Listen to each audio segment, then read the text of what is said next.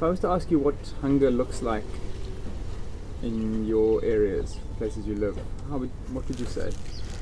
It looks like me. It doesn't really have a face. You can't tell who's hungry and who isn't, because I think the large majority is hungry. Yeah, everyone is hungry, so there isn't really a specific face that you can pin to hunger.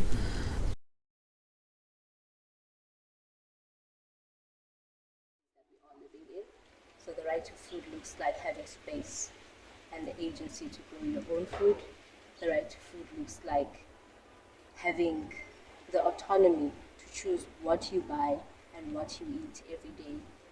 The right to food is having a wholesome, nutritious meal to eat every day for families, all households, and it's difficult to imagine at the state that we're living and the reality of things.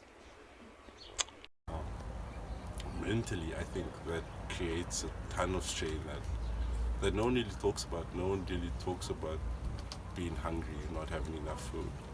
And I think that's a feeling that people feel quite often, that there isn't enough food. I haven't, like, there's times when I've thought, okay, what am I going to eat today? And my solution to not thinking about that is to stay constantly busy, to constantly be up to something. But then there comes a time when I can't even motivate myself to go beyond that. Yeah, I think psychologically it stagnates an entire population, and we just constantly stay in survival mode. And when you're in survival mode, you can't think beyond today, you can't think beyond the next 12 hours. Yeah, it's sort of like, yeah, it's hand to mouth. What was around me. A lot of people lost their jobs, they lost their incomes, and then they found themselves faced with a whole lot. When I'm saying a whole lot, is you would find that in a typical household, a father would get up and go to work. Maybe there are 2 or 3 children that would be at school the whole day. Suddenly everyone is at home. Suddenly there's a lot of mouths to be fed, and suddenly then the realization that we actually do not have enough food, because then you'd have to prepare more meals than you would normally. Sometimes in some households they don't even make breakfast, because the school's feeding scheme would provide breakfast, and then they would provide lunch for the children. So many of them did not go and queue for the food. During the survey we would ask, do you know that there is a soup kitchen? Are you aware of a soup kitchen that is in the area?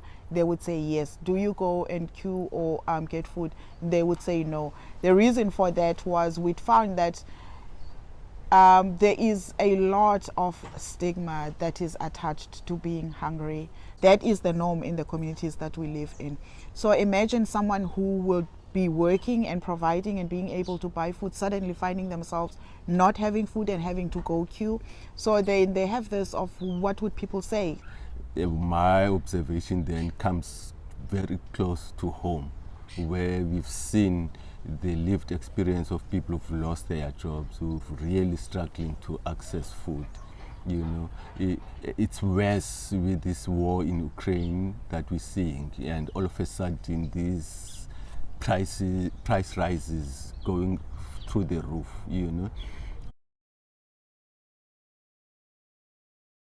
I think a community nutritional hub is already a space. I mean, community kitchens currently are already a space whereby people go to receive food. There are emergency hub spots for food insecurity, for hunger, and many more interrelating social issues that are related to food insecurity and hunger. Soup kitchens, popularly known as soup kitchens, but as Food Agency Cape Town, we started rethinking them as community kitchen based on the outcomes of the survey that we did, how they get stigmatized and how people don't feel comfortable to go in the kitchens. But if you think of a community kitchen, and our vision of a community kitchen is a space where people can go and not just get a plate of food, but can learn a skill, where we try to build sustainable and resilient communities.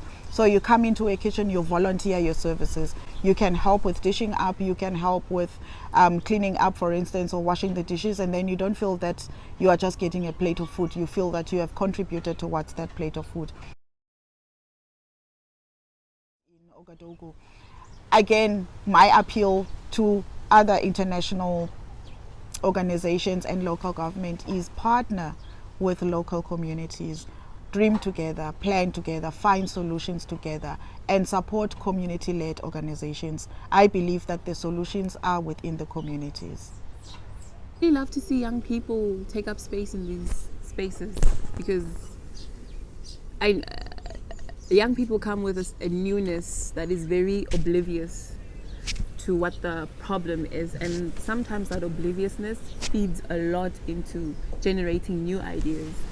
So yeah, the call to action would be people to be educated on food agency, on their rights to food, and to be enabled for them to practice their rights to food.